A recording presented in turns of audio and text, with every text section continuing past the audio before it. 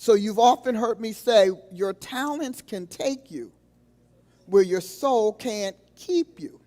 What does that mean? When the pressures come on you, when the weightiness of decisions, when long hours want to push against your body, is your health up to it? When difficult people and competitors and rivals want to eliminate you from the process, eliminate you from the prospects. When that happens, what will your soul do? How will it behave? Will it draw in like a turtle? Will it blow up like a flame? Will it go hard as granite so nothing ever gets in? Will it become sullen and moody, and every time you turn around, you're brooding and you whatever, because that's the only way your soul knows how to mend itself or at least contend with its discomforts? Because your soul must do something with everything that happens to you in life. There are things that it does overtly, and then there are things that it does covertly. So you have got to get to a place where you begin to recognize when your soul has taken control of a circumstance that will destroy your life. And will your soul's control over that circumstance resolve it or destroy it? Many of you know the thing you just had to say. You had to speak out of your mouth. I'm sorry. You had to be heard, even if it cost you your livelihood. That's a soul out of control. That's a soul program for self-sabotage. Did you hear that? So do you have a sabotaging soul? Does your soul's answer to everything end up being sabotage? Cut you off. You become unpleasant. You become unruly. Nobody can tell you. And you also become paranoia. You start seeing what isn't there, hearing what isn't said, and really blaming things on people that they haven't done. Your soul will do to you things that are damaging, and you will blame it on others because your soul is doing it and has been able to get away with it for a lot of years. So do you have the soul for the success you seek, the success you desire? And that within that soul, there's a host of things that we have to make decisions on. All of us, we have to do it, because your soul will always cast the deciding vote for the outcome that you say makes you feel the best. I will say that your soul will always cast the deciding vote for the outcome that you say makes you feel the best. For example, your soul, you feel good after you tell people off. That's a solution, but that's a reward. That's a treatment. I got it off my chest. So your soul will keep doing that. It will do it indiscriminately because it will do it autonomically.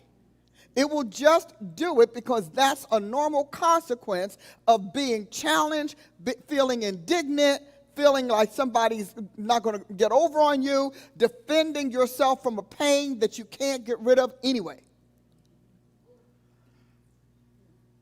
Because, see, a lot of us, you have literally, it's kind of like a condition. You have conditional soul aches, soul pains. It's a condition. You every day, and you don't realize it until you get real quiet and realize you can't be quiet. Your soul never shuts up. It's never at peace. It never can get into full happiness mode, full content mode, full security mode, because it's always working in the background like that operating system that keeps you on guard for when your control is threatened.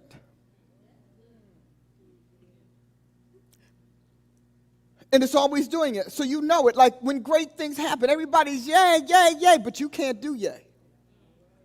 Because your operating system won't let you, because it's trying to be predictive.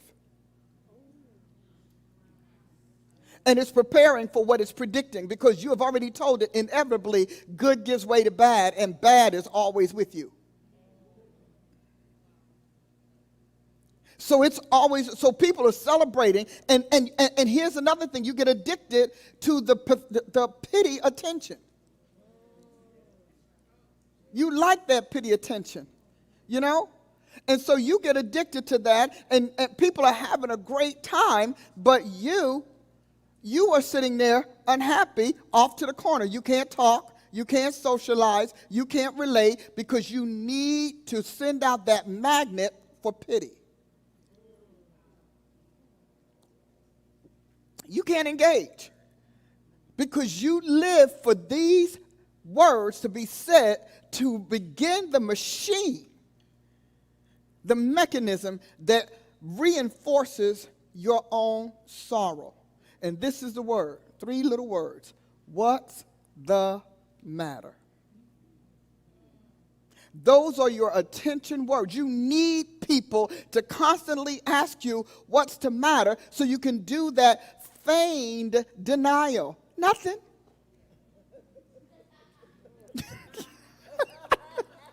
Nothing. There's nothing wrong. There's nothing wrong. I'm good. Your face is down here. Your eyes look like you have just lost your best friend and $2 million. You never smile. You're never engaged. People always have to bring you back to the present because your soul is always nursing and incubating your past.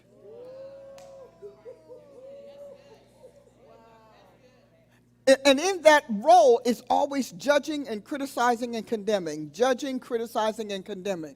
And that has to do with so many things that we'll walk through as we continue into this series. But you need to understand that your soul is the mechanism of all of your emotional output, your psychological output, your desires, your appetites, your angst, your angers. Your soul is constantly handling that. And you are giving it permission to take the lead because you yourself don't want to be emotionally honest. Emotional dishonesty is this. What's the matter? Nothing. So your soul is programmed to being dishonest about what's going on inside it. What has caused your depression? What has caused your dissatisfaction? Why you're disappointed? Why you're hiding it? And you're hiding it simply because you have not grown up. Kids hide, adults confront. So this is literally a child-rearing, nurtured habit, emotional habit. So you don't think about, you think about your physical habits. You don't think about your emotional habits that you habitually make people feel uncomfortable in your presence.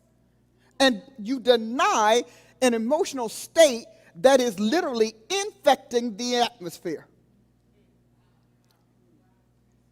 And you deny it because as a kid, who cares? But you have not let the little kid go. And in the same way, the little kid throws tantrums, you still do it as an adult. You just do it non-verbally. So the little kid goes in a room, puts their face in the pillow, and bangs and screams. You put your face in the pillow so nobody hears you because you don't want to get your butt whooped. See, it's your little child. You never grew up, and you keep calling it something else because the feelings and the incidents and the experiences are in the present. But the control mechanism is still in the past, which is why you get mad over this and you get mad over nothing and you're offended over this and you're offended over that and no one can talk to you and no one can correct you and no one could even ask you what's wrong because you want to bring them into this theatrical drama of I'm okay, I'm fine, I just don't feel like talking. No, because I'm using this emotion to punish you or to attract attention that I can literally punish with denial.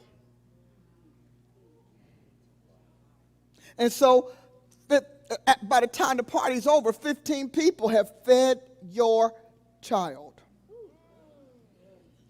What's the matter? Nothing. Well, you don't look like you're enjoying yourself. I'm okay. Denial, that's emotional dishonesty. Because if you felt so bad, you should have stayed home, but you didn't stay home because you need somebody to feed that. You need somebody to feed it.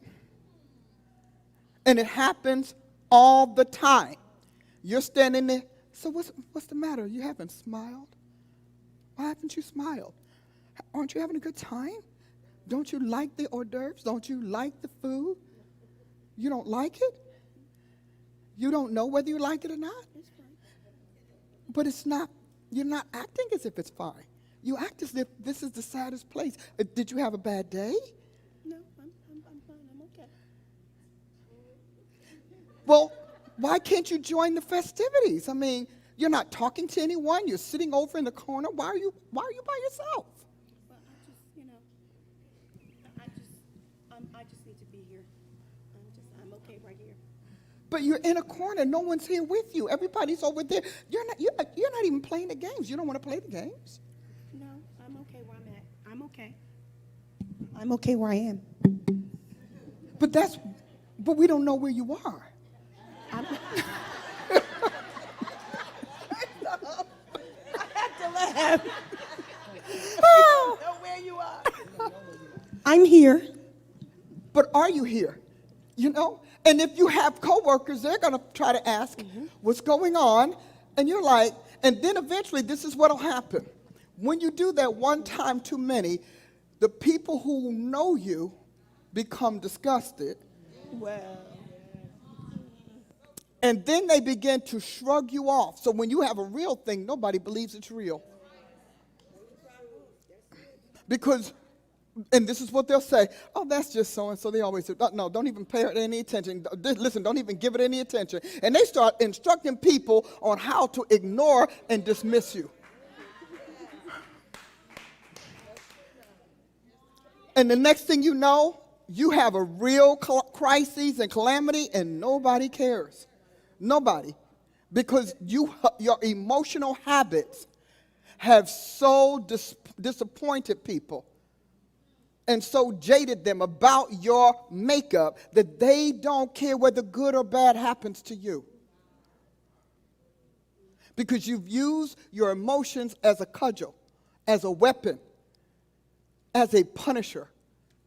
But you've also used it as an emotional panderer, pandering for emotions or pandering for attention and responses that feed that thing.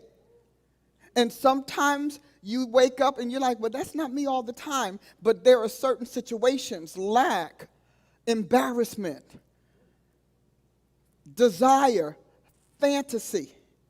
Those are all things that when they cross this emotional barrier, this emotional brigade of yours, they start that thing in motion. They wake up that kid. They wake up the disappointment. They wake up the resentment. They wake up the anger. They wake up the disturbance. They wake up the tantrums. They wake up the selfishness. They wake up the demands. And so that kid couldn't voice it for numerous reasons, either because they did not have the language to articulate it, or they were in environments where they were to be seen and not heard, or perhaps they were just raised to stay in a kid's place, or by parents who were indifferent to them. Whatever the reason, and they are numerous, because we are fearfully and wonderfully made, it doesn't take much more than a pin drop for that kid to wake up. It's like putting a fussy baby to sleep. And so to be in relationship with these people is to walk around on eggshells and tiptoe all the time, because you don't know who you're going to meet. Who showed up for work this morning? We don't know. We don't know who's going to show up for work. We don't know who's going to come out at the next call.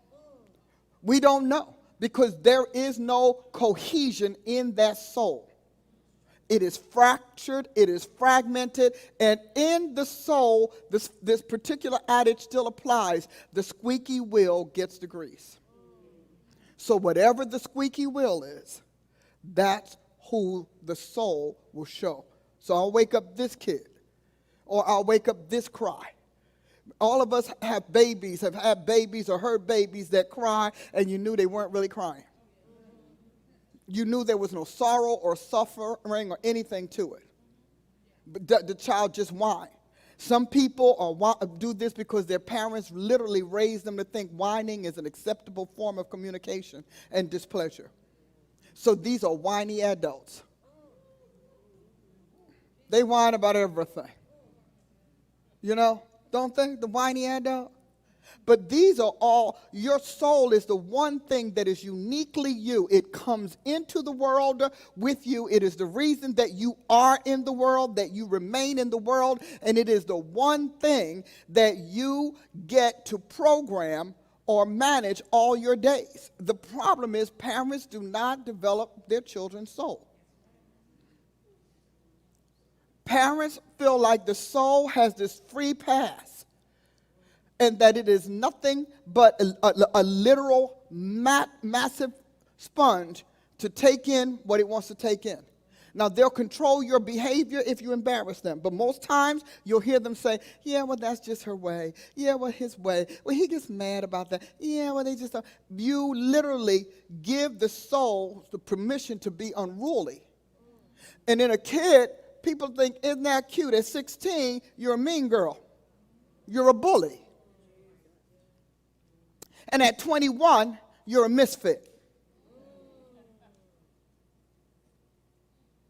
You see how that happened? And so not teaching your children how to handle their emotions, which is probably the largest part of their life. You know, there is this argument as to whether people think more than they feel or feel more than they think in a given day.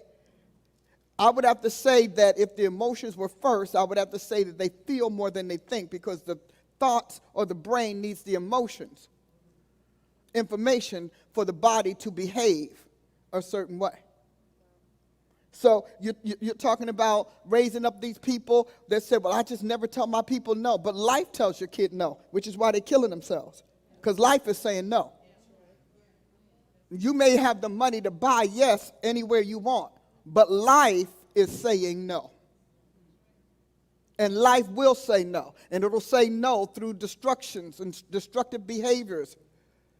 It will say no through introverted conduct. It will say no through people rejecting your kid. It'll say no with people forming opinions and doing everything they can to insinuate their contempt for what you have paid to say yes to. And you might say, but I don't care, we have all the money in the world. Yeah, until your kid is on a roof ready to jump off. All of a sudden, your money can't buy that. Or your kid is caught up in some sort of criminal activity, or in the relationship with someone who is abusive, because usually children who get too many yeses will get married or get in relationship with people who like to beat the yes out of them. You may be that with your mother, your father, you may be, but they prove that the emotions rule even the dollar. So as we go forward, what you are today is literally what you chose to be. Now, I know that many of you want to blame mom and dad, but as Prophet Ma and Chief Paula and I keep saying, you've been your parent a long time. You don't seem to have done as well as the other people. You've been your parent for 20 years, 30, 40 years. You have been raising and rearing you. You've been your own nurture, your own conduct, your own decisions, all those years. Isn't that interesting? And yet you still blame your mama for behavior and conduct that has been in your control for decades. Emotional dishonesty.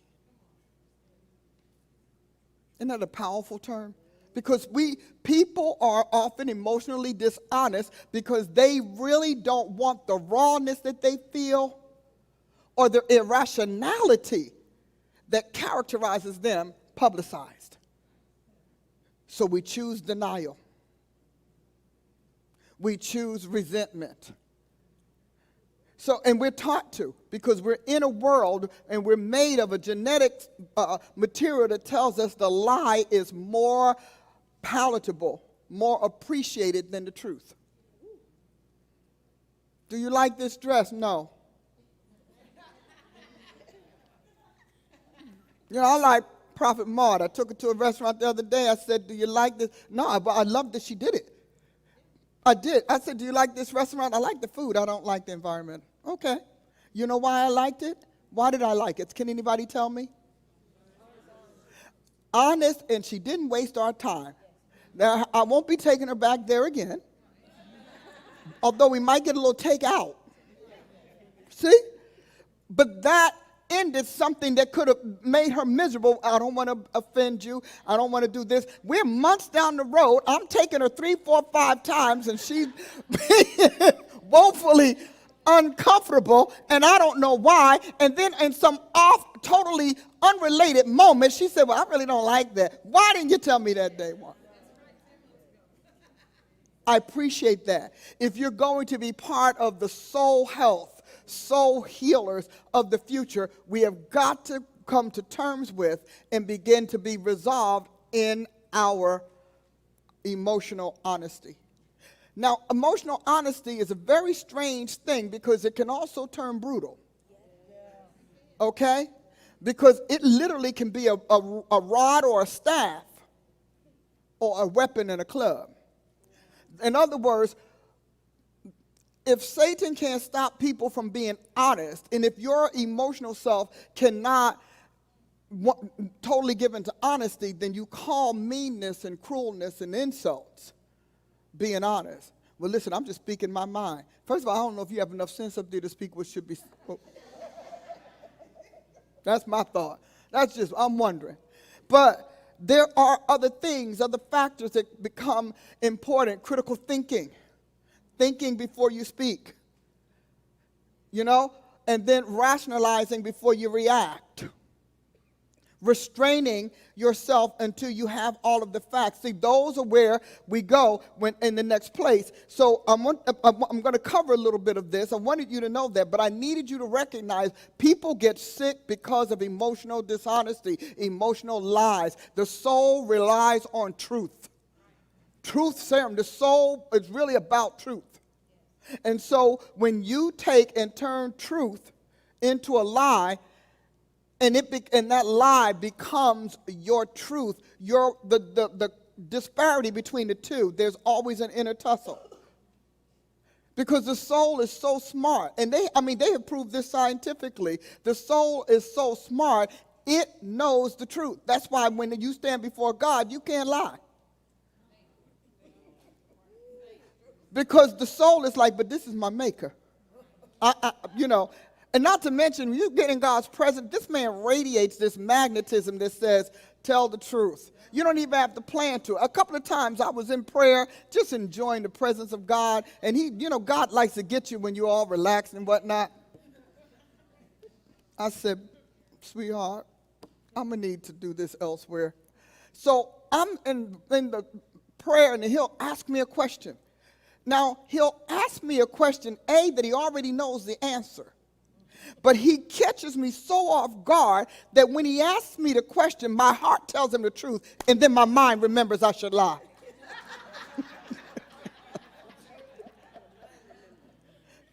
My heart says, Lord, and then after that, my mind will say, you don't want to say that to God. That's not what you ought to say. You need to find something else. You could have said it better. He's going to be mad at you. Look at you. You're hurting his feelings. We go, and all of that happens in lightning seconds, which is why your soul can stack and stock lies and deceptions all the time. Because defensiveness, you are even defending yourself from God's disapproval. From God's offense, because you feel like God's disapproval is going to be judgment, and judgment is going to be hurtful, and something you want is not going to happen. See, we go all the way down that line. We just go all the way down to the end. So it's easy to say, I'm fine, Lord. Some of you all can't get a breakthrough in God because you're not emotionally honest and you treat him as if he's ignorant.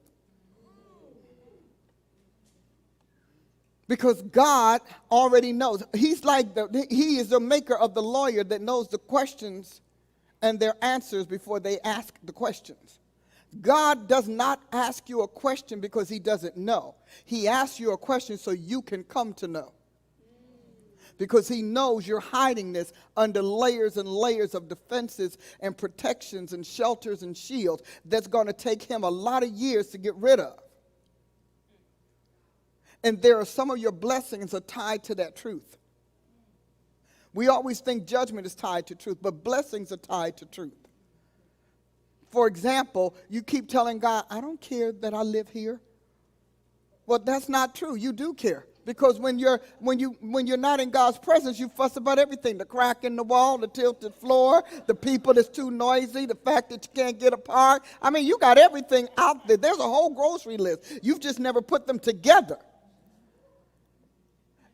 And so God is like, do you want a new place? No, Lord, because, I can't afford it. I mean, this is okay. I don't mind. So I had to learn that. So God said, I asked God one time, I will never forget. I said, God, why don't I ever have big numbers? He said, because you keep telling me the small ones are fine. I said, huh? See, we're being coy. We're trying to be flattering. God hates flattery. And so we're flattering him by pretending we're really super content with what's going on, when in fact we're not, and we're blaming him for it. So he asked me one time about something. He said, well, you want so-and-so and so-and-so. Listen, Jesus, I'm going to live with that, but let me tell you what I want. And I'm honest. Now, he's not going to deal with you asking amiss. My friends got it, so I should have it. He's not interested in that. But I tell him honestly, no, I'm in the house I'm in right now because I told him I didn't like all of those other ones. Like he didn't know I didn't like them. I was not informing him. I was actually being honest, creating a platform for my faith to move into his solution. When you deny, you can't have faith because denial is rooted in fear. And fear hath torment. So God and I, we have over the last several years, at least the last 8 or 9, we've come into a whole different place. And he tells me, I don't like lies. So all of those denial, I didn't do that, I didn't mean that, that's not what I mean, you misunderstood me. That's Satan talk. Devil talk is all about denial. It's all about lying. God talk is all about truth. God, I'm sorry I feel this way, but I'm stuck. So if you can help me, I'll be really happy. I'm honest with them. I'm like, God, I am so hot now. Holy Ghost, I don't even, Jesus. Help me, God Almighty, Lord. I am ticked, Jesus, ticked off. I know I'm wrong. I know I'm going to have to repent for this tomorrow. As soon as I get a good night's sleep, I'm going to wake up, repentance. It's going to be great, Jesus. But right now, I am disturbed. I don't even know how to ask you to fix it because I'm too busy feeling the mad. I can't even figure out what to ask. Like, Jesus. I have to go right up to the door. Get them, God. Sick them. And so we're honest. I'm like, God, I didn't like it and whatever. And sometimes that's when he goes into psychologist mode. He says, so what didn't you like about it? I don't want to think about that right now, Jesus. I'm feeling my way through this. I'm feeling it. No, what didn't you like about it? Well, Lord, to be honest with you, I didn't like this, and this. And then he would ask me, why not? Because I didn't feel good. So why are your feelings formed that way? Why do your feelings funnel this reaction to such incidents? I'm like, you can figure out I don't get mad a lot no more. Because I'm thinking this is going to be an all-night thing. I don't want an all-nighter with the Holy Ghost. And so he would ask me, and I had to answer him. And if I didn't answer him, he wouldn't stop for weeks or months. If it took me a year, he was at it a year. Because remember, he never dies. He don't get a sleep. He don't need a nap. He got plenty enough time. I mean, God don't even get a snooze. And so we would talk about it, and then he would ask me the questions that would help me make sense of it all. But Paula, why is it that you and your sentiments chose this response to this issue? And I would say, because it reminds me. It always comes down to that. It reminds me of. It made me feel like when Okay, so now we realize if we're walking in this path of emotional honesty, we are not going to blame this present situation for your extreme response. I said, but God, but they did it. Yeah, they do. And that's when he told me, woe to the world. He said, woe to the earth, because, wait a minute, offenses are going to come. Your job is to see how you manage the offenses that are going to come, no matter who you are, no matter where you are, no matter what the reason. Because in the end, your control is in your soul. And so I said, well, God, this bothers me. Then let's go back to where you were bothered. Let's go back to the place of bothered. And there are times that it would take me 3, 4, 5 days or weeks because I remember it as a picture and God recalls it as literal imagery and particles. Like when you put a picture together, he recalls it as particles. And so I got this picture and he go back, wait. Do you remember that little so-and-so that was in the room on the corner there? We had a so-and-so back there? Divine recall. Let's go back to this room. Wait. Do you remember that your sister said so-and-so? Do you remember you had an opportunity to shut up? Do you remember you were told not to do so-and-so? Do you remember? And the Holy Ghost will recompose your composite so that it comes to truth because he fixes the truth. We want God to take the sting out of the lie.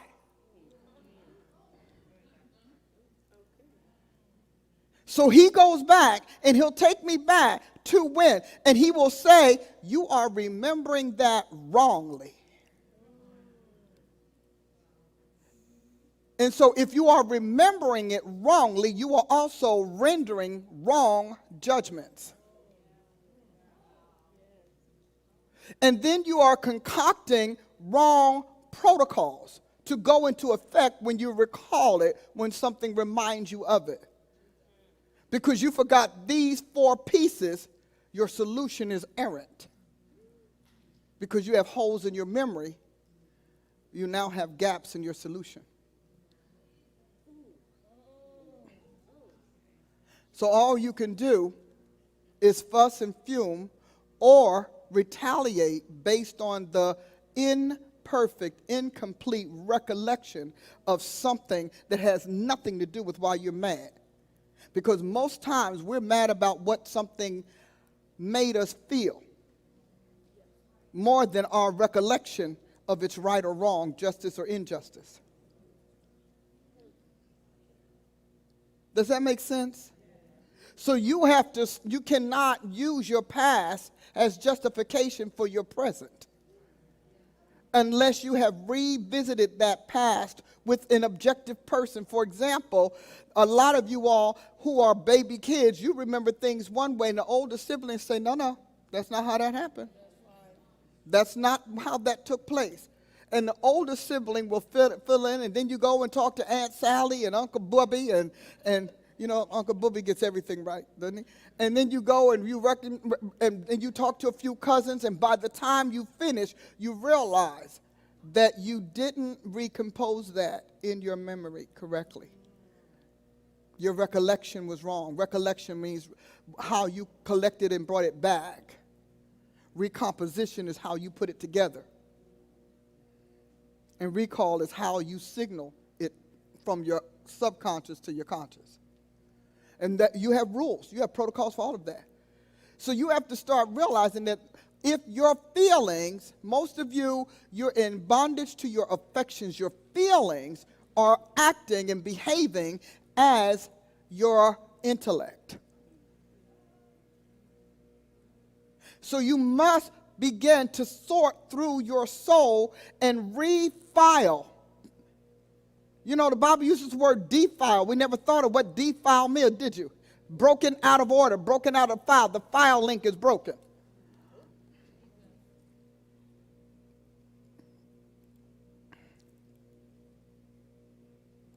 So some of the things that you need to consider is this is teaching you how to treat, heal, cure, and care for your soul. Your soul needs as much care, and if not more care, than your body. And most of us, we dismiss our soul because we've been trained to suppress and dismiss our emotions. So you have no familiarity with how your soul works. You have no familiarity with how, and it's working without your permission, and from time to time, devils work it for you. Because you can't tell what is your soul. You can tell what you feel, but you don't know what feelings you put into motion to manage your life. See, feelings, emotions, they're not necessarily the exact same thing. One is sensory, and the other one is motion, is movement. So how you feel does nothing until you put it in motion. When you put your feelings in motion, it has some specific targets to bring back particular outcomes. Because otherwise, we all have a bunch of feelings we have never acted on. We have never released. We've never acknowledged. We've never accepted as feelings. We suppress every day. We have bunches of those we never deal with, which is why when we are faced with a very, I want to say traumatic, but I didn't want to use that word, but let's say a very difficult situation, we begin to shoot out all of these emotions that have never been dealt with, but also that we weren't aware that was there. Like, I didn't know I felt that strongly about this. I didn't know I felt that badly about that. You don't know. And unless you deal with your soul, you can't. Psalm 19 says your soul must be converted, and the only thing that converted is the law of the Lord. And then it talks about the commandments of the Lord making you wise, making wise the simple. People are not born wise.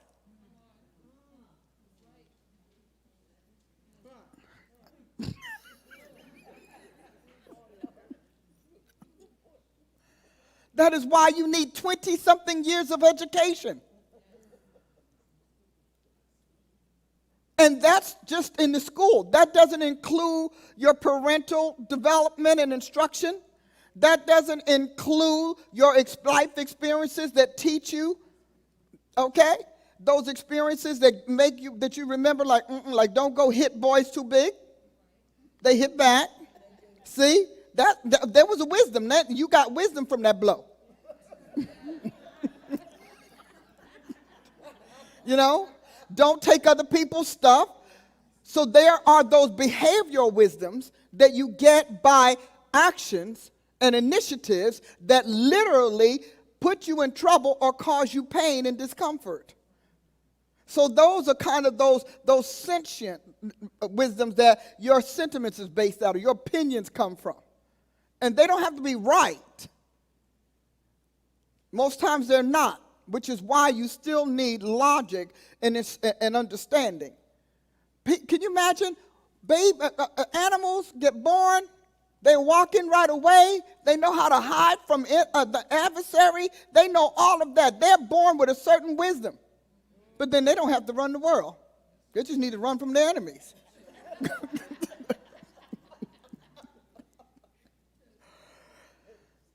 So that's the first thing we need to wonder. Why is it that people are not born smart?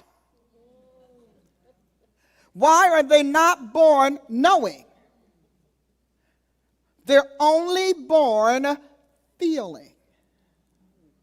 They feel hunger. They feel hurt. They feel, which is why your feelings are so dominant in your life, because they are the first things you encounter. Feeling, but mostly sensory and not necessarily intellectually.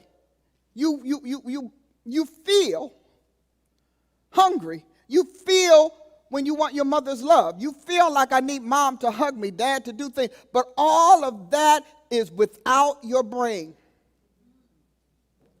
or the majority of it.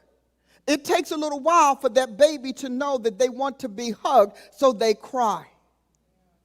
And they cry and they put you on an expedition. Are you wet? Food? What is it? And then finally you realize that when you lay the baby up here, the kid shuts up. Now, you as an intelligent individual, you begin to catalog the cries so that you can say, yeah, that's a hungry cry. That's an I'm wet cry. You catalog the cries. Isn't that something? But the baby is smart. The baby catalogs a few things too. Like when I do this, I get that. So while the intelligence is not necessarily being developed right away, the instincts are. And the impressions are. And so when a baby becomes 2, they've trained you pretty well. Non-verbally, can't put 3 sentences together, but they can get anything they want out of you. Here is where you begin to do the hard work of training your child's soul. Here is where you begin to not give in to every sound. Now you have to change the mode of communications. This is where most parents don't. By the time my children got 2 and 3, we were learning words. Because first of all, I don't like yelling kids. So I'm the worst person. When I see a crying baby get on a plane, I go into tongues. And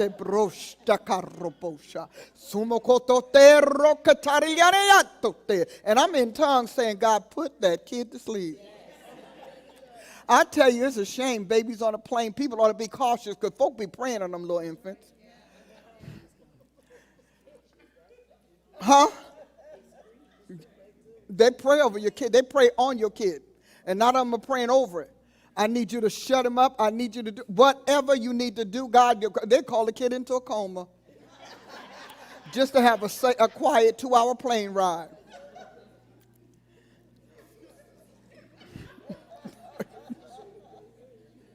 No, you need to listen to them, and the parents are belligerent. They're so belligerent, they're not dealing with the fact that people are singling your kid out. See, because to me, if my kid got to fly, you staying up all night long. So, honey, you are not, no, if we're going to fly from 6 to 10, you are going to be up from 6 to 1.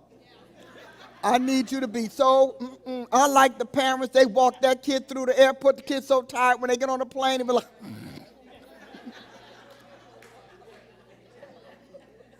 we see them, they be walking the kids through the airport. Kid just huffing and puffing, can't keep up, got a little bag. Can't even keep his little bag caught up. She's just sitting there whining. Come on, honey, let's walk. But think about it. The kid has been learning along the way, too. Now your kid is 7 or 8, and you're still responding to them like they're 1 and 2. You're not requiring them to manage their emotions. But Dr. Price, how do you get your kid to do that? By letting them know the alternative. First of all, my kids, I'm just talking about my own family. Y'all probably got other stuff y'all did. You know, not all of us can be, high psychological geniuses. I was just in parental survival mode. I was just trying to survive. And the first thing I started doing very early in the game is giving them things when they didn't cry. So 6 months old, they start crying. What do you want? I say, I don't know. And I kept looking at them crazy. They were smart. They go, I go, and they would get it. I don't know if I ever did them much good because my people used to move things out of the way in their house. We got a child-proof. And my attitude was that I didn't. I know I should have. Maybe, today you could, but then a lot of that stuff is commercially pumped anyway. But I didn't. I just said, this is mommy's, and this is yours. And they go, whose is that? Mommy's. Where's yours? Here, come get yours. Why? Because Everybody's not going to do it. And they're going to be eventually places they know that are not theirs. Now, I don't know if I did a really good thing with Chief, because Chief don't want to share nothing. Chief be like, this mine, and she meant it. And then she would hide her stuff and get mine. But she asked. She learned to talk. All of my kids talk very early because I talked to them early. Didn't do mama, da, da, ba, ba, poo, poo. No, baby, no. You got to go to the bathroom? And I would train them by having them take me to the bathroom first. I got to go. Now you go. They love taking me to the bathroom. Got a little tedious. But we understood that the bathroom was part of life. Well, what am I saying? Soul training. The longer you indulge your child's crying, the more you are delaying the training of their soul, because that shrieking has got to come down to speaking.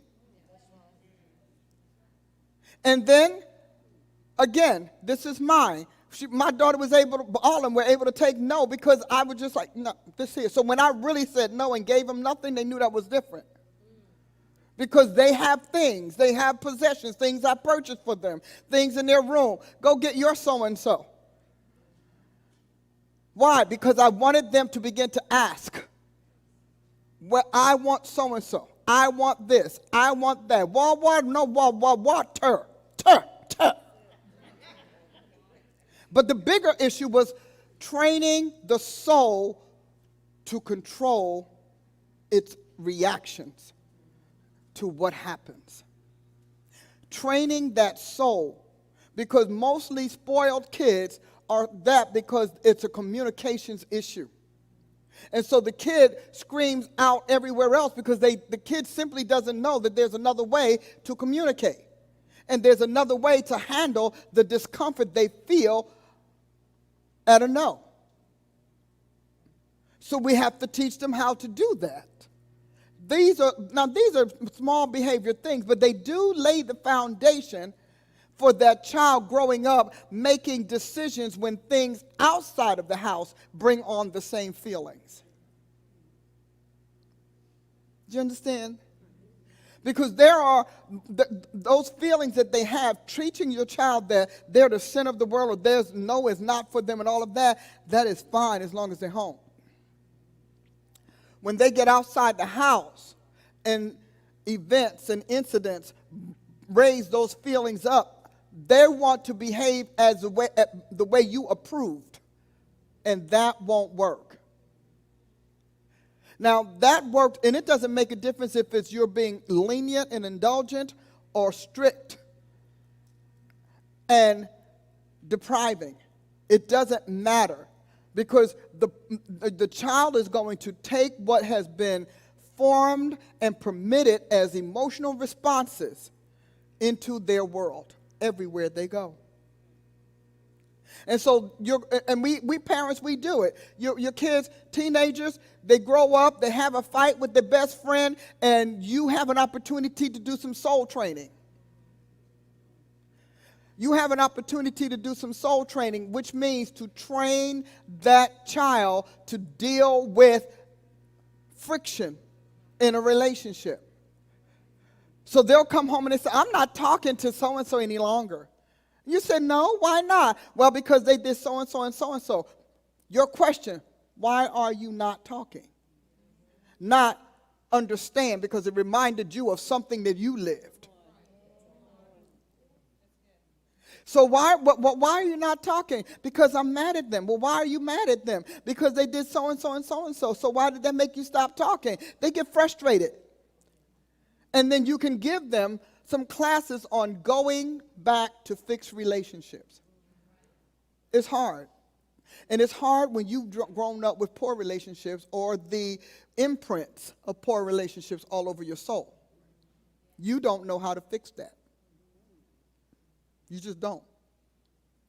So I would say, as you're growing, as you're maturing, even now in Christ, the interesting thing about being in Christ is he said you got to become like a little child. So all of that poor child rearing that made you the unsaved version that you brought to Christ, now has to be changed. You get an opportunity to fix it under your own steam and to fix it by the word of God and to allow the Holy Spirit to do it, which is why you need Bible studies. It's why you need sessions like this. It's why you need counselors. It's why we need, this success center and all of that. You need that because you are literally coming back into existence as a little child. Here's the difference. But the little child has to come against an old soul.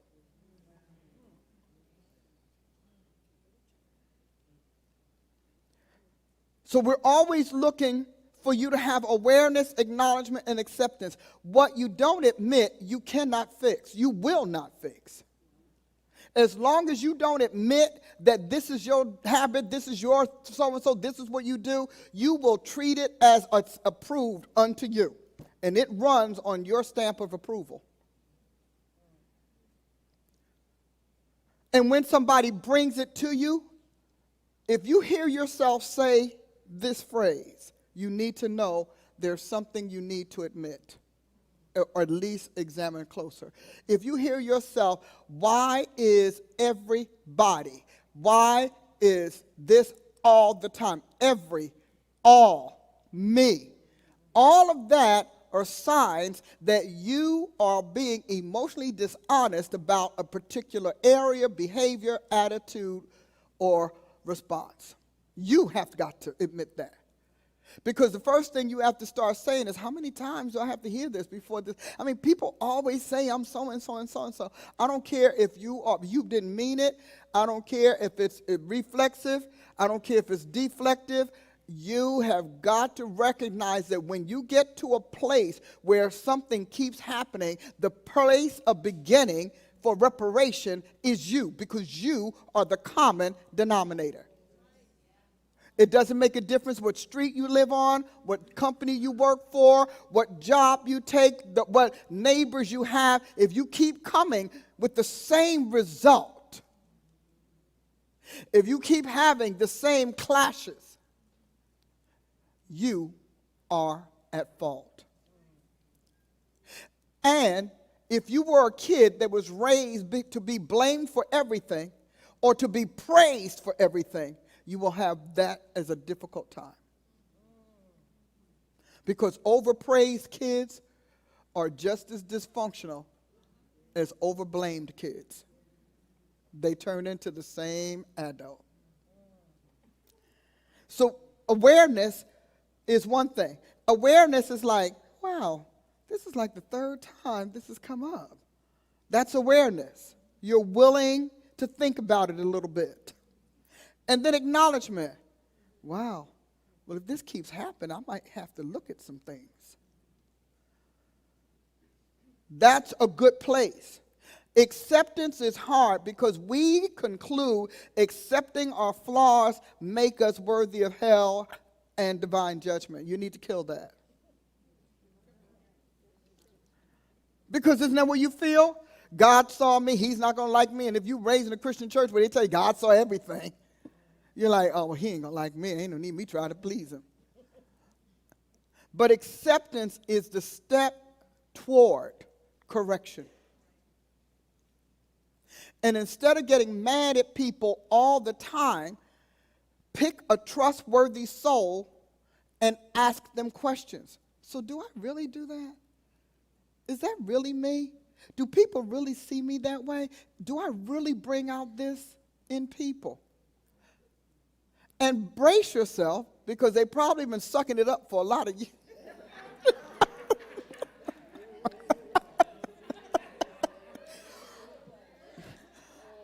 And happy about the opportunity to get it off their chest. If you happen to be one soul chosen, do not be vindictive or retaliatory, because you are giving an opportunity to help a person move to the next level of stability in their lives. So that's a very tenuous walk, and we would need a lot of practice in that. If this was a residential thing, we'd be practicing something like that so that you understand how to heal without killing.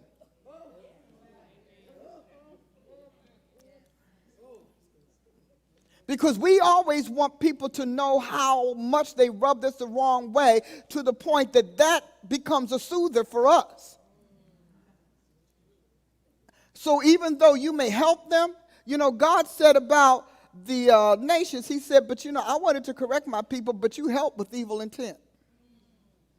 So you have to make sure you clear your intents in your heart. Do I intend to finally get something off my chest that's been bothering me a long time? Or do I intend to be there for the healing of another, to bear their burden? Because they're literally rolling that burden over to you to help them work through it. It's easy to be critical. I mean, it's so easy because that's natural. It's normal to be critical, to be judgmental. But a curer is a whole other being altogether. And you can choose to be a curer. I'm going to walk you through this. I'm going to curate your healing. And I'm going to listen to you. And you're going to let them get it out. So when they say, is this me all the time? You don't say, I know, because that's what I've been saying. I mean, I'm so glad you finally got it. I prayed. I was in my prayer closet. I asked God to tell you. Finally, somebody told you. Oh, boy, now that you brought it up, it's at that point that I want to leave. Because I know everything that comes out of this is going to be horrible. So you don't want to make your criticalness to become condemnation. You have to change what you feel, because the Bible said about Jesus, a smoking flax he will not extinguish, nor will he break a bruised reed. When somebody's coming to you bruised, don't pull out the rod of correction. All right? It's okay to have the staff of righteousness, but speak the truth in love. Is this helpful to you all? Right, even down with your children, with your spouses. Just because you happen to have the discernment magnifier, 20.0, you don't have to spotlight all of it on them, because if you put magnify the flame, you're going to burn somebody. So you don't have to do that. You can actually say, I'm glad you trust me with this. I'm honored that you are giving me the opportunity to speak into this for your good. Thank you. Start there and you will kill judgment. Because it is a privilege and it is a great honor. When you all come to us, we don't talk about, boy, I'm so glad God. I'm like, man, I'm just glad God gave me an opportunity to help you, to be helpful. Now, if I may be candid, don't use truths, because they think you can ready to cut them.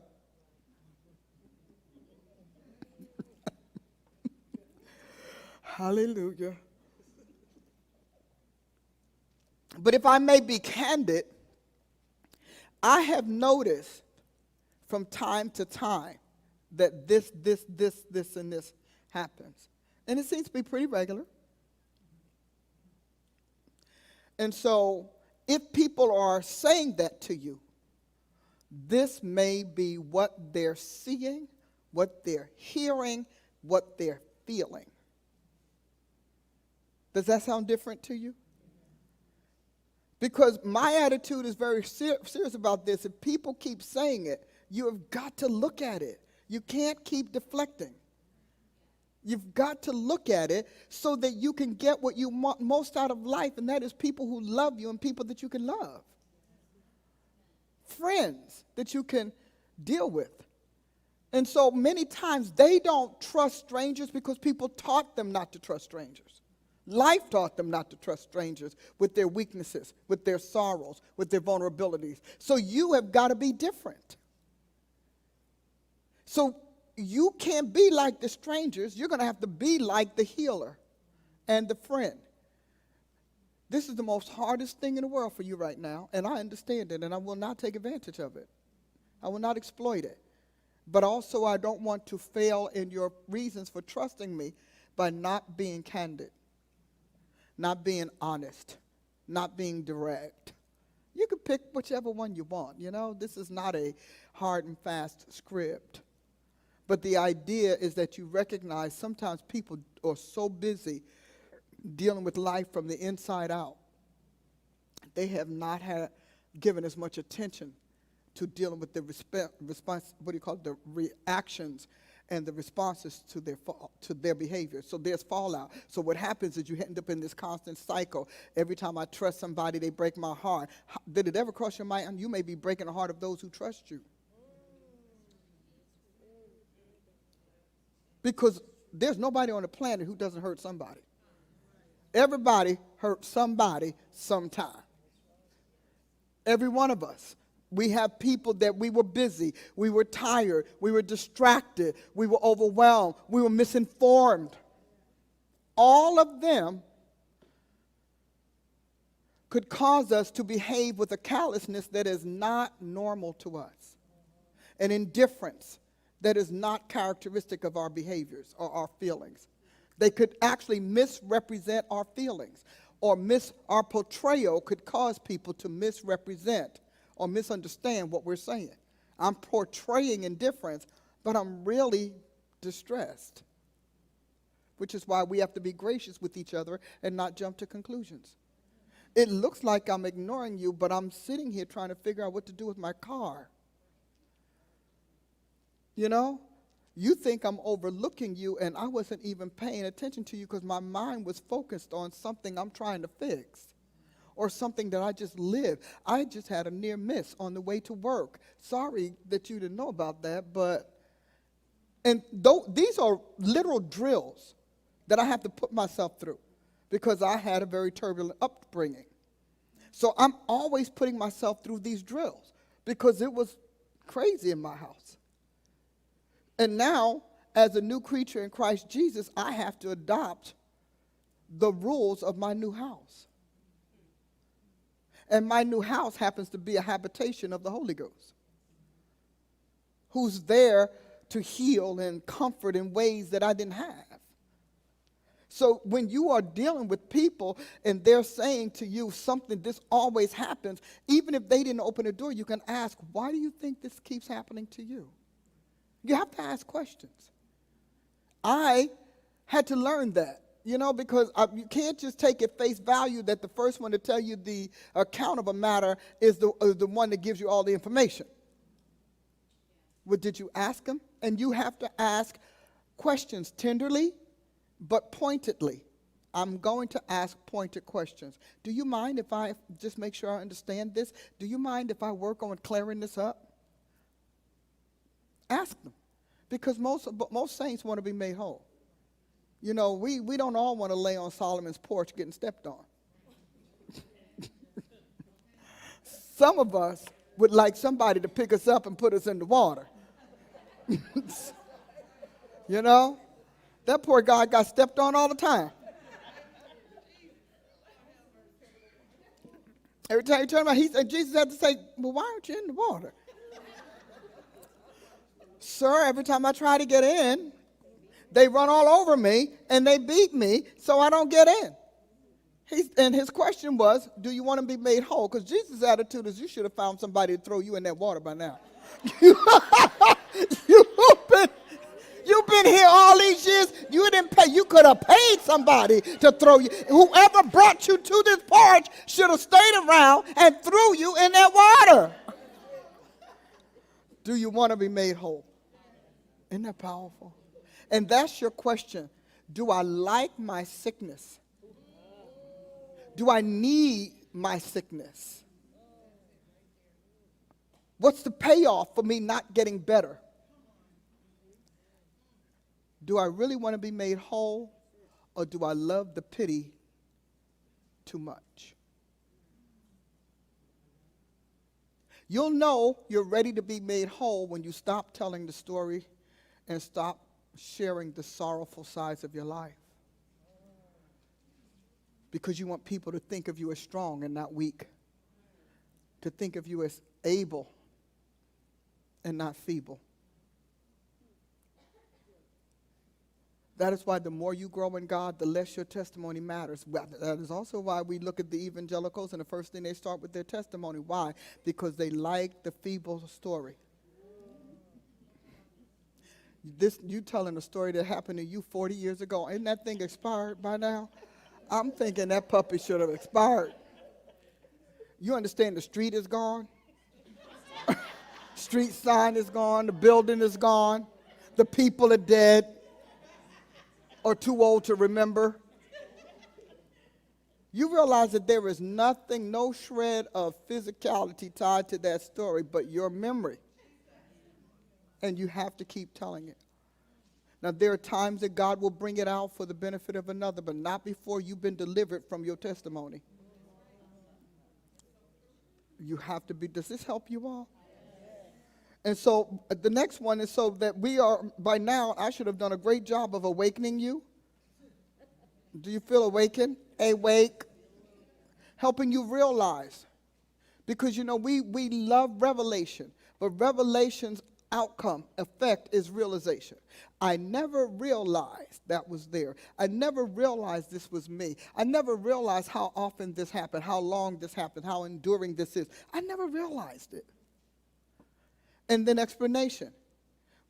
Today you got a lot of explanation on where you are in your soul health. So let's look. Can you read those? Because I surely could barely read them, but I got to put on some glasses. What's your excuse?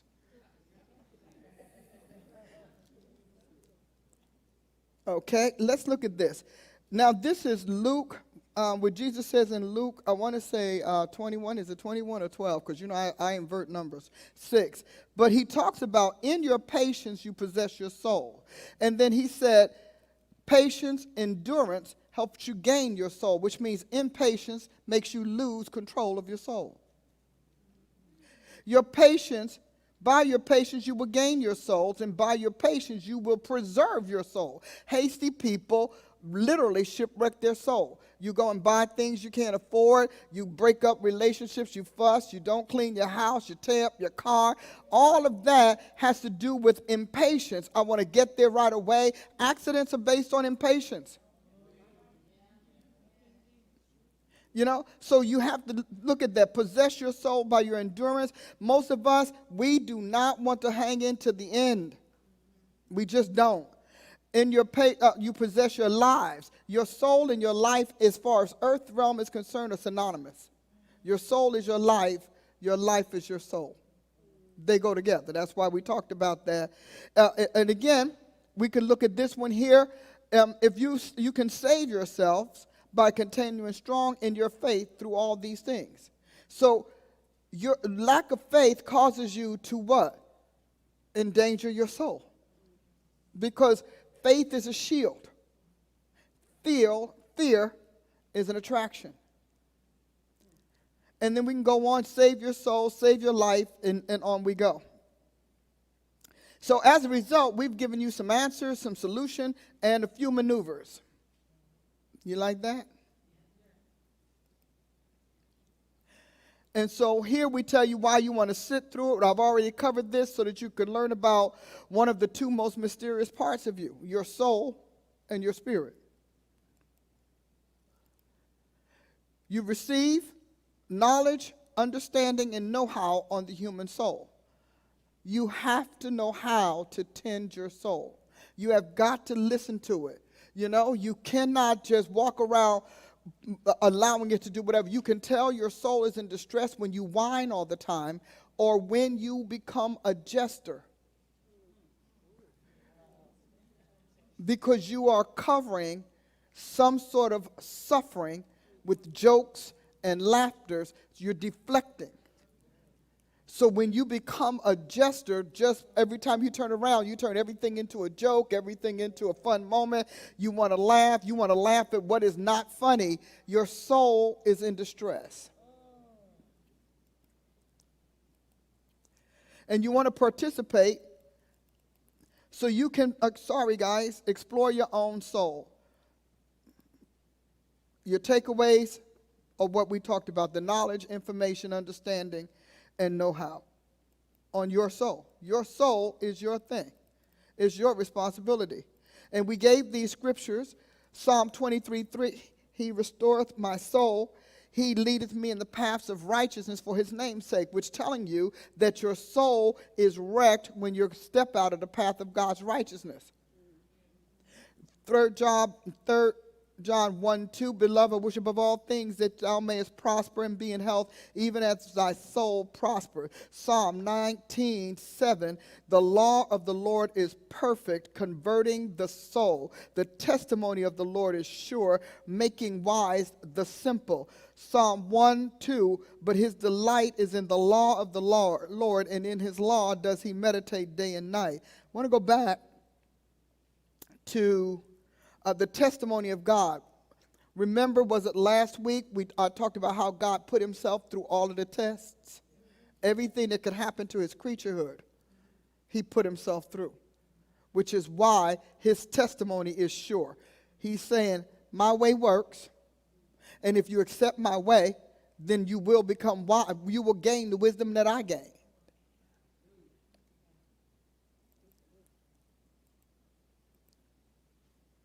So soul is in the Bible, Old Testament, 459 times. Probably both. So over 450 times God uses the word soul because your soul is synonymous with your life. You live on earth in your soul. Because when your body becomes immobilized, you are still alive. You still think, feel, hurt, rage, you see, all of that still goes on without a body to carry it out. Your mind, 95 times. So your soul has tears and tears because that's how it is. The tears and the tears and the tears and the tears, all about how it came into being. The fracture of the genetic tree comes in through your soul. So let's talk about your soul's logic. The pulse of your soul's logic. Every soul has a logic. Everyone.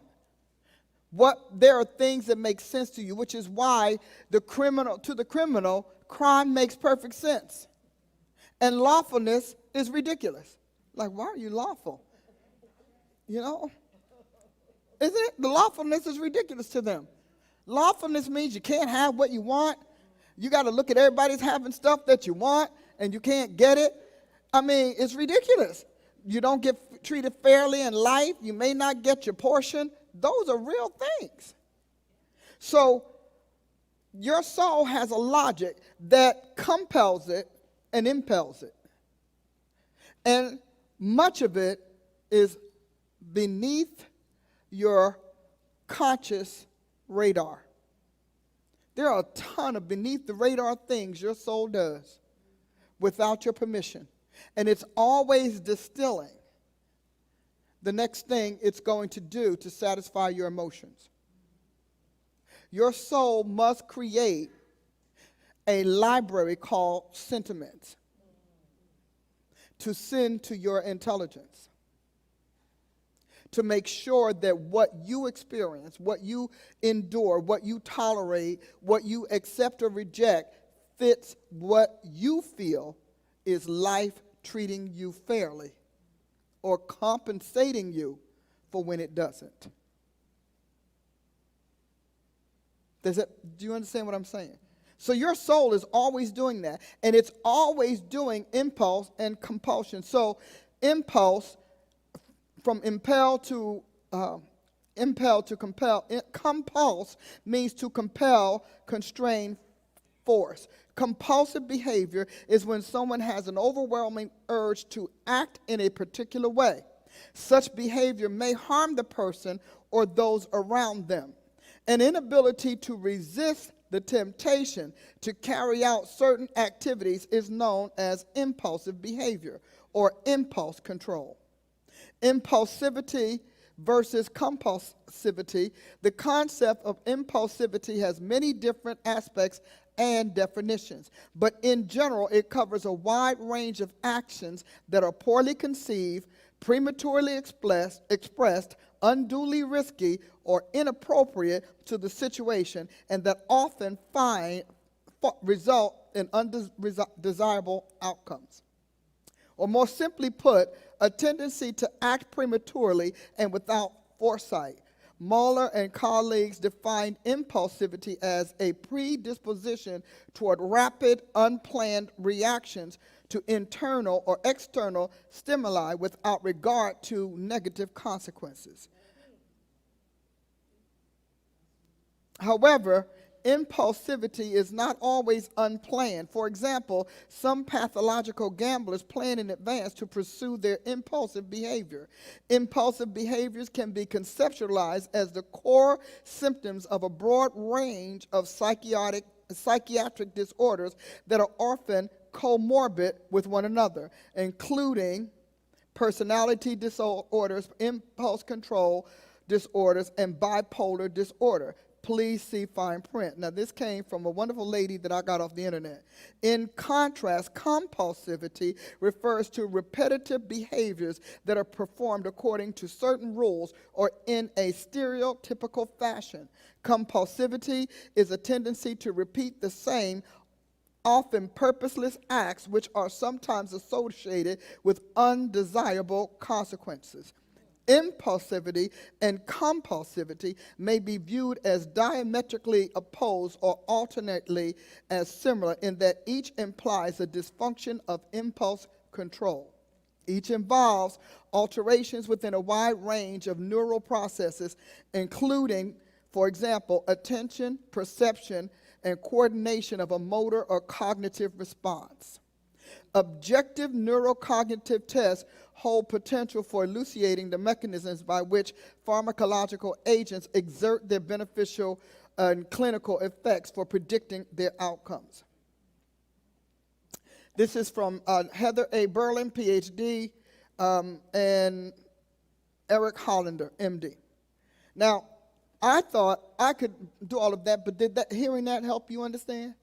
So you keep doing the same thing the same way, no matter where you land in life, and get upset about the same outcomes.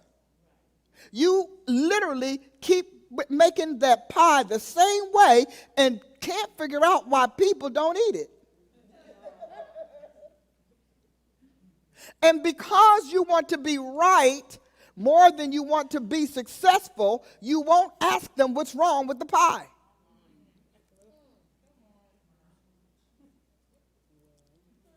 Because you're afraid of getting bad news, of getting a negative report, of being told that your pie is not good, which means you will have to change your recipe. But that is your mama's favorite recipe, and the whole household ate that pie without a problem. What's wrong with your family? It's probably the person you married, and they have a better set of taste buds.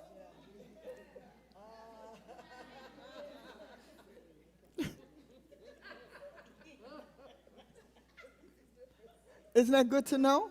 Think about it, because most of you all won't ask a person why they don't like your pie, because you take their dislike of your pie as their dislike of you. Because you put too much of your own being into your products. So as far as they're concerned, the pie and you are one and the same. And so to dislike your pie is to dislike you. Which means you bind people to pretending in your life if they want to be your friend or if they want to keep a relationship. They must pretend everything about you is yay, hey, hey, okay, okay. We all know people that say, now don't tell her so-and-so is no good. Don't tell him that because he's going to go away. No. And so you in the law of formulating relationships, you make up your mind, I'll suffer these deceits, they'll suffer your conceits, and everybody will concede.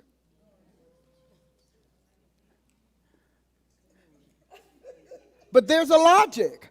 Impulse and compulse, if you can see how they read, we just read it, they have their own logic, a logic system that you yourself compose and command your will to extract and go out to make happen for you.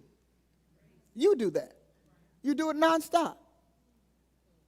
And so you get into a point that you develop a system of impulse and compulse behaviors, and they are your guardians. They're your protectors. They're your producers. They're your promoters. They do all of this here for you because you are about you. Selfish people, you will always be impulsive and compulsive because both of their purpose is to see to your will and your desires. So selfish people will hardly ever know why folk mad. I don't know why you're mad. I don't know why you're upset. Why are you upset? Why did that upset you? And then they project it back on you. The only reason I do this to you is because you. That's the abuser's mind.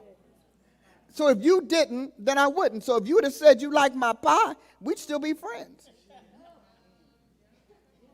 You can't even tell a person like that you don't like pie, period.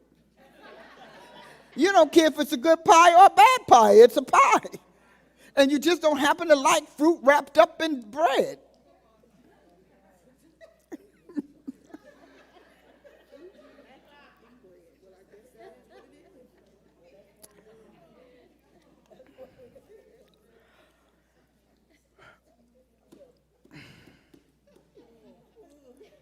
So you have to understand that impulse is one domain. Compulse is another domain. But your entire soul is full of domains that have to be segmented and identified, classified, and then stocked and inventoried. Now, you might say, man, this is a lot of stuff. I mean, come on, do I really have to do this? Well, you know what? I'll tell you the truth. You don't have to do it. You really don't. You can let your soul just be how it came into the world. But understand, it is your instrument of relationships. It is your instrument of success. It is your instrument of wisdom. It is your instrument of ability and compatibility. So you can say, this is just me, which is what a lot of you all like to say. Well, that's just me. And you have to recognize that people need to like that particular brand. Your me as a brand of friend, a brand of colleague, a brand of because you are a brand. You are how you think, speak is supposed to be appealing and attractive to others for the sake of profitability and for the sake of prosperity, and most importantly, for the sake of personality.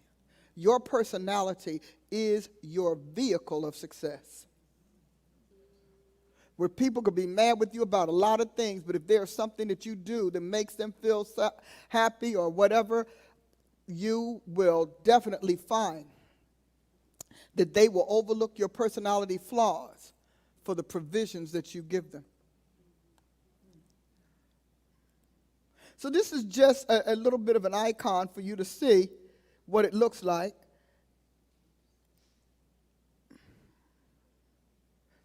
So your heart decrees, your soul receives, your mind commands. Your heart receives, your soul receives, your mind commands. That if you notice, the mind is green, thumbs up.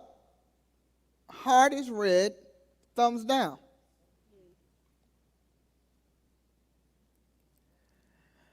The word in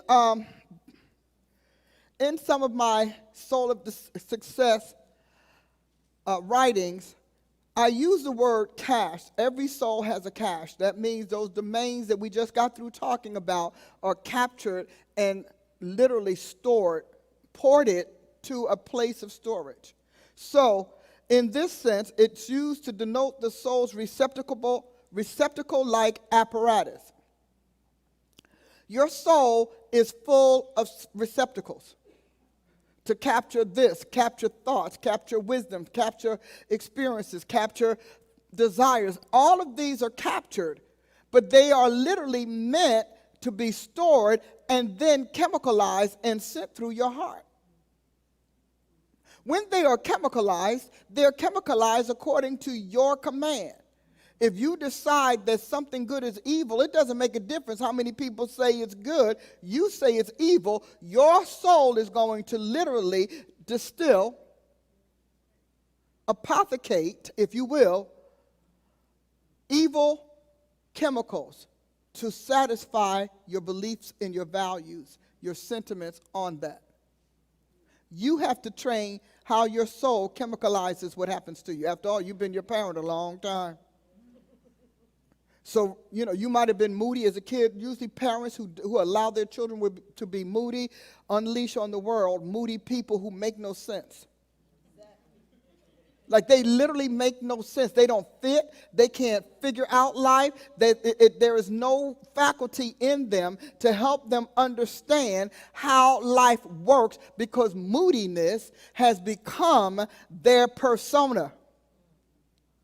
And moodiness is great because, see, as a kid, it was great because the parents let them do it, so they didn't want to come to a party. They didn't want to come out of their room. They didn't want to speak. They didn't want to get involved in anything. They could fall back on this thing called moody, and the family could accept it because who can do anything about the soul?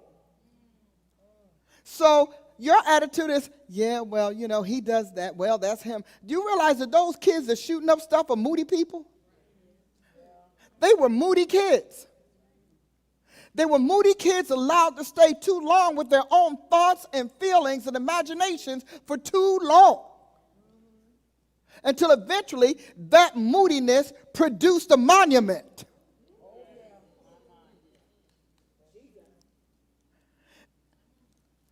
So what you allow to stay in your soul is very, very critical. When you wake up and you've got something stupid nagging you 3 days in a row, 4 days in a row, that is a spirit, but that is also a soul misalignment. You're misfiling that event, and because it can't find a place to be filed, it keeps nagging you. And what do you think she meant? Why do you think he did that? What do you think this was all about?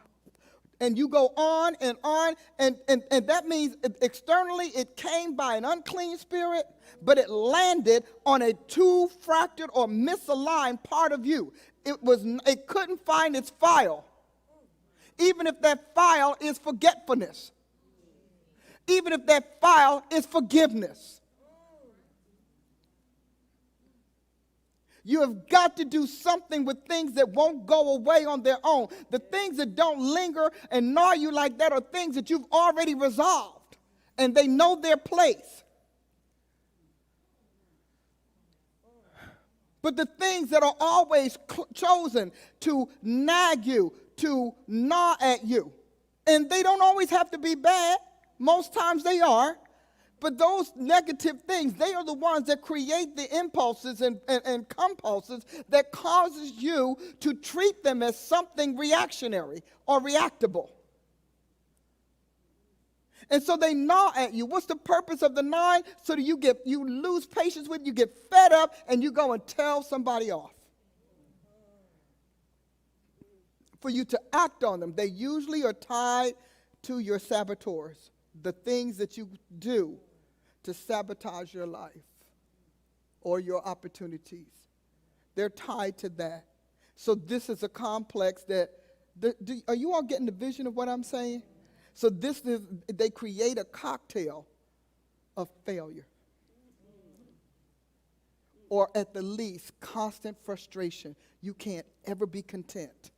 You can't ever be happy. You just can't, because this particular mix is all about you feeling cheated in life. It's all about you being defeated in life because you assume that what's happening to you is some sort of anomaly that others are not experiencing. Life is not good to anybody just because. You make life good. That's why people say you made a good life for yourself. See, life doesn't come good. Even if you're royalty, it doesn't come good. Even if you are, it doesn't. Life is what it is, and it has its own infrastructure, and it has its own various domains and realms and spheres that we're born into, and we must make the best out of it. And you've got to make the best out of your decisions. So and when you start dealing with something that just won't go away, that is the foundation of emotional disturbance, emotional instability. See, before you become emotionally ill, you become emotionally destabilized. You are unstable in all your ways. A double-minded man, see, that's an answer right there, is unstable in all of his ways, because you can't be yay. When you can mark a person who is emotionally unstable, or a devil is trying to stalk you and turn you into that, because it's always yay, nay, I wonder if, yay, nay, I'm not sure. Double-mindedness, because the mind works on singularity. All them poles supposed to be talking the same language, wanting the same thing at the same time on the same day in the same circumstance. When them poles start having a fight and they start breaking fellowship, they break rank with sanity. So to you it's yes, to you it's no, to you it's maybe, to you it's I wonder if. No, the number one thing God taught me was to make your yay, and your nay, and deal with the consequences, no matter what. Unless you have to repent, and unless you have to forgive, you have to run with your thoughts. Train your thoughts to be singular. Train your mind to say, this is it, this is what we're doing. Well, I didn't know if I was right or wrong. I don't know if no. You're going to the first step to being whole is yes and no. Jesus said anything more than that is of the wicked one. Isn't that interesting? So, because what do they say? What is manic? It's a moodiness. It's an excessive, unstable moodiness. Am I close to it? It starts with moodiness, and then it moves into a mania. Because this becomes your way of life. It's your lifestyle. It's the habits of your mind. Your mental habit is moodiness. Moody and brooding. Because that's what it is. You couldn't have your way. You didn't like this. You didn't like that. You wanted something else. You saw it another way. And so your mind starts telling you or reacting to your constant displeasure with your existence. So it's always unhappy. You're feeding and you're nurturing unhappy chemicals. Your neurological stuff is like, I don't know what to tell you. I recognize this as a chemical, but it's always, well, it comes up under, let me just check my little category here. Yeah, sadness. Discontentment. Negative emotions have their own signature. And your physiological makeup knows it. And here now you're finding out your soulological makeup knows it. You like being unhappy. How do we know that? We've all met people who have never said a word to us, and you're like, I'm going the other way because you're moody. I'm going the other way because look at that gray cloud over your head. Look at that grayness over your face. I don't want. How many of us met people like that? Now, how could you know that? Unless that emission has a signature, and that signature has a source, and that source is a chemical. Why did the woman just say we coming up with chemicals to fix this? Because it's a chemical issue. Maybe because of you eating poorly. People who eat poorly tend to be moody all the time. Because your body crying for some nutrition. Could you give me something healthy, please? Telling you, pull that sugar down. Oh, my God, I'm drowning in glucose. Oh, God, I don't know what to do. I don't know what to do. All that sugar's so syrupy, I can't even think. Look, cells don't want to work. Neurons are like, I can't fire. It's too much syrup. I can't do it. Sometimes you think it's a literal issue, and it isn't. It's nutrition.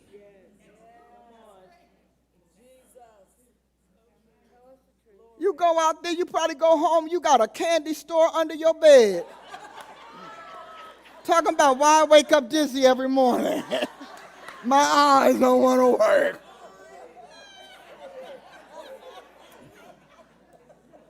You go to work, people come to your desk because they know they don't have to go downstairs to the machine.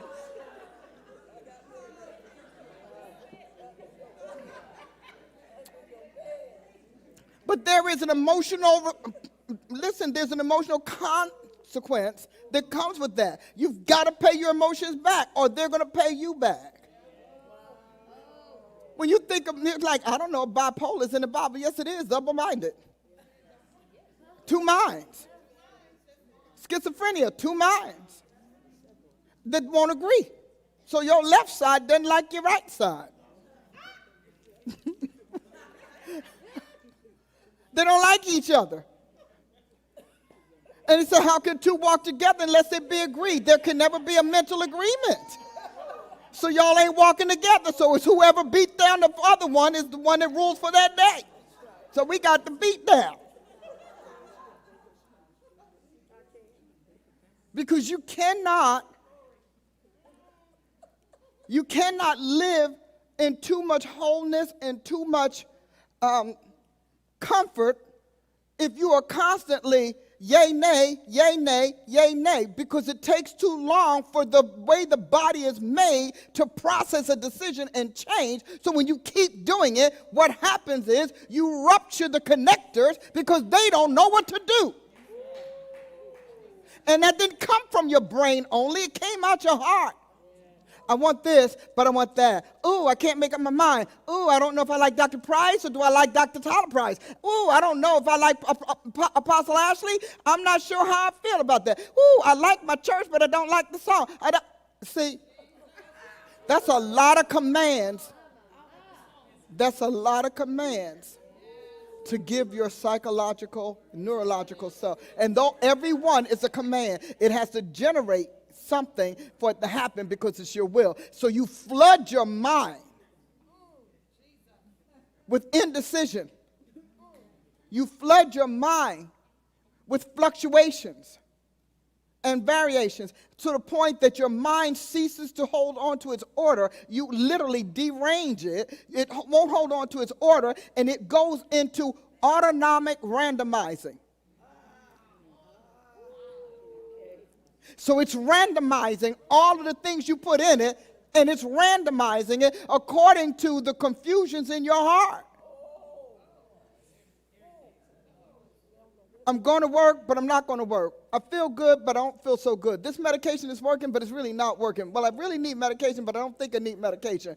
All of that, everything you say and every thought is an edict. It's a command, and it takes on life. The words that I speak unto you, they are spirit and they are life. Well, I don't know what I want. Well, I like you, I don't like you. I want to do this, I don't want to do this. Resolution is important because resolution is going back to the solution. Backing into what solved your problem before. So your thoughts have got to be sorted and sifted. You've got to control how your heart transmits thoughts to your mind, and your mind conveys them to your brain. They said, Jesus, the madman of Gadara, they said they came, found him, and what did they say? He was in his right mind. Because thoughts damage your mentality. And they fracture your brain. When you flood your brain with too much indecision, too much variation, too much fluctuation, it doesn't know what to do. Like any machine, what does it do? It shuts down. I ain't doing nothing, no. Cause when you make up your mind, it might be 15 years, but I'm going to be asleep for 15 years because I don't know what to do. I'm going to sit here like a dead organ. It refuses to serve you. So what happens is your body is running on impulse and compulse, but the logic system has been turned off. Can I say this to you guys? I'm almost done, right? I'm going to skip that.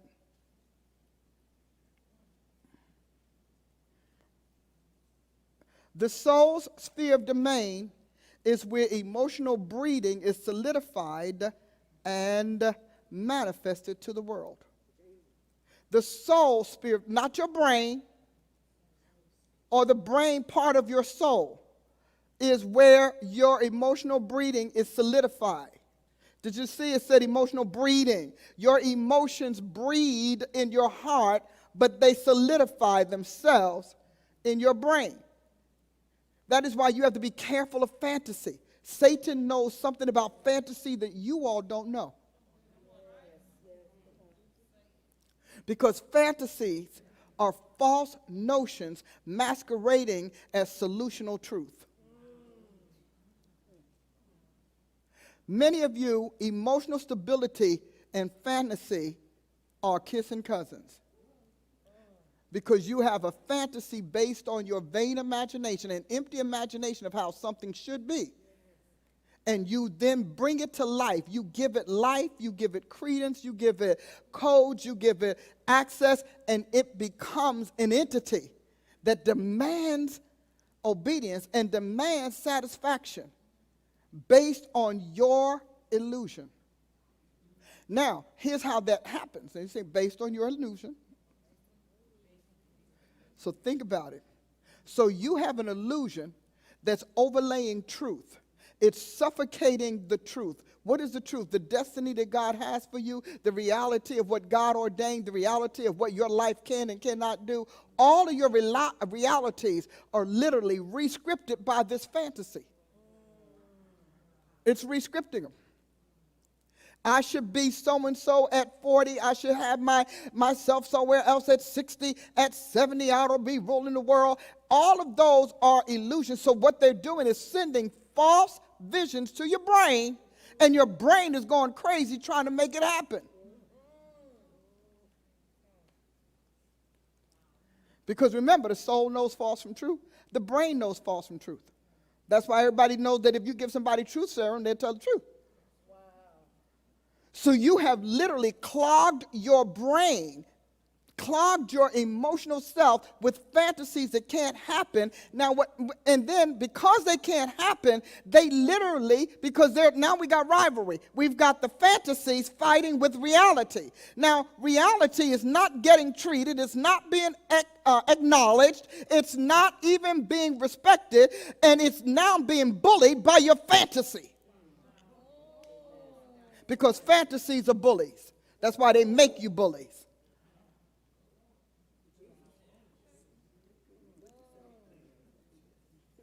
I had a little prayer yesterday, just in case y'all. She said, I had a little talk with Jesus. So your fantasy, am I almost done? Okay. Your fantasy has become the new entity of your destiny. And your fantasy is producing or pursuing a destiny that your reality has not yet concocted or staged. So your reality is suffocated, it's neutralized, which means you will not see truth as truth. I don't care what anybody say. This is what I know. I don't care what anybody tells me. I don't care. And because it becomes, fantasies are rebellious. They're belligerent. Aren't they? When you have a fantasy, I don't care. And nothing, they are belligerent, they're bullying, they run roughshod over your life. People, they don't care about people, they don't care about who you hurt because they've taken on a life of their own and they've assumed control of your life by your permission and given the literal government or conductor control of your soul. So then that your soul stops doing what it was made to do, what God scripted it to do, and it begins to obey this fantastical image and entity that you brought into existence. You can tell vision from fantasy because fantasy won't yield. It won't bow. It won't tolerate truth. It will not tolerate anything that comes against it. It will keep you going in the wrong direction. It will keep you focusing on it, and it will make you protect it and defend it and guard it until it ties and meets and connects with your soul saboteurs. At which point, the fantasy begins to take out your destiny. And you don't care because you have invested so much feeling and emotions, and you have become so familiar with it because you have lost touch with what God said or the reality of God. Even God can't change you. That's why people end up following fantasies and wrecking their lives. And you think, and you know, they'll say, see, fantasy's a liar. He's also a real con artist because he'll say, oh no, well, I mean, if your destiny is your destiny, nobody can stop that. But not if your fantasy is masquerading as your destiny. I'm sipping.